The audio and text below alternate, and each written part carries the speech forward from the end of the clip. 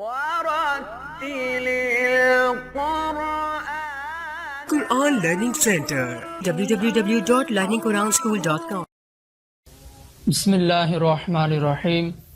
السلام علیکم ورحمۃ اللہ وبرکاتہ۔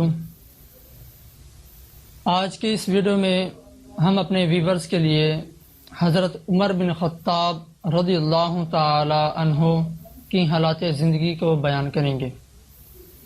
آپ کا نام عمر اور کنیت ابو حفص اور لقب فاروق اعظم ہے۔ آپ رضی اللہ تعالی عنہ کے والد ماجد کا نام خطاب ہے اور آپ کی والدہ کا نام حنتمہ ہے جو کہ حشام کی بیٹی ہیں۔ آپ رضی اللہ تعالی عنہ اعلان نبوت کے 13ویں سال 27 برس کی عمر میں فیض اسلام ہوئے۔ 27 برس کی عمر میں اسلام سے مشرف ہوئے۔ آپ کا شجرہ نسب 8ویں پشت میں جا کر حضور علیہ الصلاۃ والسلام کے شجرہ نسب کے ساتھ ملتا ہے۔ آپ کے اسلام لانے کا واقعہ کچھ یوں ہے کہ جب دن بدن مسلمانوں کی تعداد بڑھی تو کفار مکہ ایک جگہ جمع ہو گئے اور سب نے یہ طے کیا کہ کیوں نہ ہو محمد صلی اللہ تعالی علیہ وآلہ وسلم کو قتل کر دیا جائے۔ اب سبھی اس بات پر ایگری تو ہو گئے، لیکن یہ سوال پیدا ہو گیا کہ محمد صلی اللہ تعالی علیہ وآلہ وسلم کو قتل کون کرے گا؟ تو اس مجمع میں اعلان کیا گیا کہ ہے کوئی بہادر مرد جو محمد صلی اللہ تعالی علیہ وآلہ وسلم کو قتل کرے؟ تو اس سوال پر سارا مجمع تو خاموش رہا، لیکن حضرت عمر نے اپنا ہاتھ اٹھایا اور کہا کہ میں محمد صلی اللہ تعالی علیہ وآلہ وسلم کو قتل کروں گا۔ یہ کہہ کر آپ وہاں سے اٹھے اور اپنی تلوار نکالی اور حضور علیہ الصلاۃ والسلام کے قتل کے ارادے سے نکل پڑے۔ ابھی رستے میں جا رہے ہیں کہ آپ کو رستے میں حضرت نعیم بن عبداللہ رضی اللہ تعالیٰ عنہ جو اس وقت اسلام لا چکے تھے آپ ملے اور آپ سے فرمایا کہ اے عمر کہاں جا رہے ہو؟ تو کہنے لگے آج بانی اسلام کا چراغ بجھا دوں گا، آج محمد صلی اللہ تعالی علیہ وآلہ وسلم کو قتل کر دوں گا۔ تو آپ کی یہ بات سن کر حضرت نعیم بن عبداللہ رضی اللہ تعالی عنہ نے فرمایا کیا عمر اگر تم ایسا کرو گے تو تم بنی ہاشم اور بنی زہرہ کے ہاتھوں سے کیسے بچو گے؟ یہ دونوں قبیلے تمہیں قتل کر ڈالیں گے۔ تو آپ کی یہ بات سن کر آپ طیش میں آ گئے اور فرمانے لگے کہ مجھے کون قتل کرے گا؟ اور پھر یہ کہا کہ تمہاری باتوں سے مجھے یہ معلوم ہوتا ہے کہ تم نے بھی اپنے باپ دادا کا دین چھوڑ دیا ہے، تم بھی مسلمان ہو چکے ہو۔ تو اس بات پر حضرت نعیم بن عبداللہ رضی اللہ تعالیٰ عنہ نے جواب دیا کہ ہاں میں نے اپنے باپ دادا کا دین چھوڑ دیا ہے کیونکہ وہ باطل ہے اور دین اسلام حق ہے۔ آپ کا اتنا کہنا ہی تھا کہ حضرت عمر نے اپنی تلوار کھینچی اور کہنے لگے کہ محمد صلی اللہ تعالی علیہ وآلہ وسلم کو بعد میں قتل کروں گا، پہلے تجھے میں دیکھ لوں۔ تو جب آپ نے تلوار نکالی تو حضرت نعیم بن عبداللہ نے بھی اپنی تلوار کھینچ لی۔ ابھی دونوں جھگڑنے کے قریب ہی تھے کہ حضرت نعیم بن عبداللہ رضی اللہ تعالی عنہ نے فرمایا کیا عمر تم مجھ سے بعد میں نپٹنا، پہلے اپنے گھر کا تو جائزہ لے لو۔ آپ نے کہا کہ میرے گھر کو کیا ہوا؟ تو اس پر حضرت نعیم بن عبداللہ رضی اللہ تعالی عنہ نے فرمایا کہ تیری بہن فاطمہ بنت خطاب وہ بھی اسلام لا چکی ہیں اور تیرے بہنوئی بھی اسلام لا چکے ہیں۔ تو اتنا سننا ہی تھا کہ آپ غیظ و غضب میں آ گئے اور اپنی بہن کے گھر کی طرف روانہ ہو گئے۔ جب آپ دروازے کے قریب پہنچے تو گھر میں موجود حضرت خباب رضی اللہ تعالیٰ عنہ آپ کی بہن اور آپ کے بہنوئی کو قرآن پاک پڑھا رہے تھے۔ جب زور زور سے دستک دی اور پکارا کہ دروازہ کھولو، آپ کی اس غضبناک آواز سن کر حضرت خباب رضی اللہ تعالی عنہ ایک کونے میں چھپ گئے۔ آپ کی بہن فاطمہ بنت خطاب رضی اللہ تعالی عنہا جو کہ اس وقت ایمان لا چکی تھی، آپ نے دروازہ کھولا تو حضرت عمر نے اندر آ کر پوچھا کہ یہ آواز کس چیز کی تھی، تو آپ کے بہنوئی نے بات کو ٹال دیا اور کوئی واضح جواب نہ دیا۔ تو آپ نے کہا کہ مجھے لگتا ہے کہ تم نے اپنے باپ دادا کا دین چھوڑ دیا ہے، تم مسلمان ہو چکے ہو۔ تو آپ کی یہ بات پر آپ کے بہنوئی نے جواب دیا، ہاں ہم نے اپنے باپ دادا کا دین چھوڑ دیا کیونکہ وہ باطل ہے، اور دین اسلام کو پکڑ لیا کیونکہ وہ حق ہے۔ بس اتنا کہنا ہی تھا کہ حضرت عمر نے آپ کے اپنے بہنوئی کی داڑھی کھینچی اور زمین پر پٹک کر مارنا شروع کر دیا۔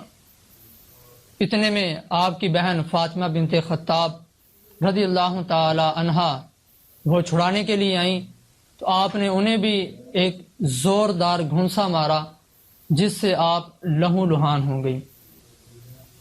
تو پھر حضرت فاطمہ بنت خطاب رضی اللہ تعالی عنہا نے حضرت عمر سے کہا کہ اگر تو عمر بن خطاب ہے تو میں بھی فاطمہ بنت خطاب ہوں، میں بھی اسی باپ کی بیٹی ہوں، تجھ سے جو ہو سکتا ہے تو کر لے، تو میرے جسم سے خون کا ہر قطرہ تو نکال سکتا ہے لیکن میرے دین سے دین اسلام نہیں نکال سکتا۔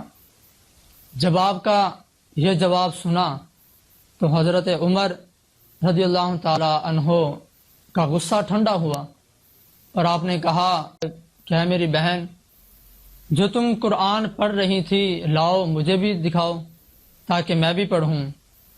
تو اس پر آپ کی بہن نے فرمایا کہ فی الحال تو ناپاک ہے، جا پہلے غسل کر اور پھر قرآن پاک کو چھو۔ تو حضرت عمر رضی اللہ تعالیٰ عنہ نے پہلے غسل کیا اور قرآن پاک پکڑ کر تلاوت کرنا شروع کر دی۔ جب آپ اس آیت پر پہنچے، اننی انا اللہ لا الہ الا انا فاعبدنی واقم الصلاۃ لذکری، یعنی بے شک میں اللہ ہوں اور میرے سوا کوئی معبود نہیں، تو تم میری عبادت کرو اور میری یاد کے لیے نماز قائم کرو۔ جب یہ آیت پڑھی تو حضرت عمر رضی اللہ تعالی عنہ نے اپنی بہن سے کہا کہ مجھے بھی محمد صلی اللہ تعالی علیہ وآلہ وسلم کی بارگاہ میں لے چلو۔ اتنا سننا تھا کہ حضرت خباب رضی اللہ تعالی عنہ باہر نکلے اور فرمایا کہ اے عمر، میں تجھے خوشخبری سناؤں، کل جمعرات کے روز حضور علیہ الصلوۃ والسلام نے اللہ کی بارگاہ میں یہ دعا مانگی تھی کہ اے اللہ، ابو جہل اور عمر بن خطاب میں سے جو بھی تجھے محبوب ہوں اس کے ذریعے دین اسلام کو عزت دے۔ تو اللہ نے یہ دعا تیرے حق میں قبول کر لی ہے۔ پھر حضرت خباب رضی اللہ تعالیٰ عنہ حضرت عمر رضی اللہ تعالیٰ عنہ کو ساتھ لے جا کر حضور علیہ السلام کی بارگاہ میں حاضر ہوئے۔ جب آپ آ رہے تھے تو دروازے پر حضرت حمزہ، حضرت طلحہ اور دیگر صحابہ کرام یہ نگرانی کے لیے وہاں کھڑے تھے۔ جب حضرت حمزہ رضی اللہ تعالیٰ عنہ نے حضرت عمر رضی اللہ تعالیٰ عنہ کو آتے دیکھا تو فرمایا کہ اگر تو عمر کے ارادے اچھے ہیں تو ٹھیک ہے، اور اگر اس کے ارادے اچھے نہیں تو اسی کی تلوار سے اس کا سر قلم کر دوں گا۔ اسی وقت حضور علیہ الصلوۃ والسلام پر اس معاملے کے بارے میں وحی نازل ہو چکی تھی۔ حضور علیہ الصلوۃ والسلام دروازے سے باہر تشریف لائے اور حضرت عمر رضی اللہ تعالی عنہ کا دامن اور آپ کی تلوار پکڑ کر فرمایا کیا عمر، تو ابھی بھی یہ فساد اور فتنہ پھیلا رہا ہے؟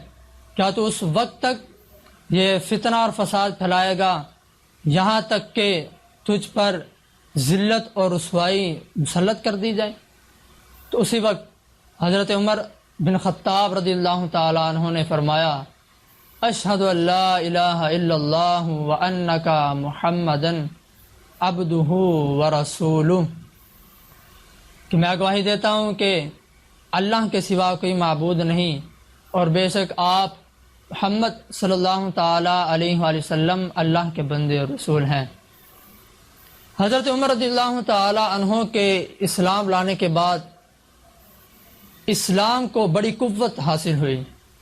جب آپ نے اسلام قبول کر لیا تو آپ اسی جگہ سے مسلمانوں کو ساتھ لے کر 2 صفوں میں خانہ کعبہ کی طرف روانہ ہو دیے۔ ایک صف کے سربراہ حضرت حمزہ رضی اللہ تعالی عنہ ہیں اور دوسری صف کے سربراہ حضرت عمر بن خطاب رضی اللہ تعالی عنہ ہیں۔ جب آپ دونوں کو آتے دیکھا تو کفار مکہ حیران ہو گئے اور آپ کے ڈر کی وجہ سے آپ کے سامنے کوئی سوال نہ کیا۔ ناظرین، حضرت عمر رضی اللہ تعالی عنہ کی شان تو یہ ہے کہ عام کی رائے کے مطابق آپ کی رائے میں اللہ عز و جل نے قرآن پاک کی چند آیات نازل فرمائی، جن میں سے کچھ یہ ہیں کہ جب حضور علیہ الصلاۃ والسلام کی بارگاہ میں حضرت عمر رضی اللہ تعالیٰ عنہ حاضر تھے تو آپ نے یہ رائے دی کہ یا رسول اللہ صلی اللہ تعالیٰ علیہ وآلہ وسلم، اگر ہم مقام ابراہیم کا مصلی بنا لیں تو یہ زیادہ بہتر نہیں۔ تو اسی وقت حضور علیہ الصلاۃ والسلام پر وحی نازل ہوئی وَاتَّخِذُوا مِن مَّقَامِ إِبْرَاهِيمَ مُصَلًّى، اور ایک اور مقام پر قیدیوں کے معاملے میں آیت نازل ہوئی اور حضرت عمر رضی اللہ تعالی عنہ کا مشورہ تھا کہ ان سب کو قتل کر دیا جائے، اور حضور علیہ الصلاۃ والسلام اور حضرت ابوبکر صدیق رضی اللہ تعالی عنہ ان کا یہ مشورہ تھا کہ ان سے فدیہ لے لیا جائے۔ تو اس پر یہ آیت کریمہ نازل ہوئی لولا کتاب من اللہ سبق لمسکم فیما اخذتم عذاب عظیم۔ ناظرین، وقت گزرتا رہا، حضور علیہ الصلاۃ والسلام کی مثال ظاہری کے بعد حضرت ابوبکر صدیق رضی اللہ تعالیٰ عنہ خلیفۃ المسلمین بنے۔ ان کے بعد جب آپ خلیفہ کے مرتبے میں فائز ہوئے تو آپ کا یہ حال تھا کہ دن میں آپ خلیفہ کے کام سر انجام دیتے اور رات میں آپ چوکیداری کرتے تھے، آپ رات کو پہرا دیا کرتے تھے۔ ایک مرتبہ گشت کر رہے ہیں تو ایک گھر سے آواز آئی، ماں کہہ رہی ہے کہ بیٹی دودھ میں پانی ملا دے۔ تو بیٹی نے جواب دیا کہ اے ماں، کیا تو نے حضرت عمر بن خطاب رضی اللہ تعالی عنہ کا اعلان نہیں سنا کہ آپ نے فرمایا ہے کہ دودھ میں ملاوٹ کوئی نہ کرے؟ تو ماں نے کہا کہ اب کون سا عمر دیکھ رہا ہے؟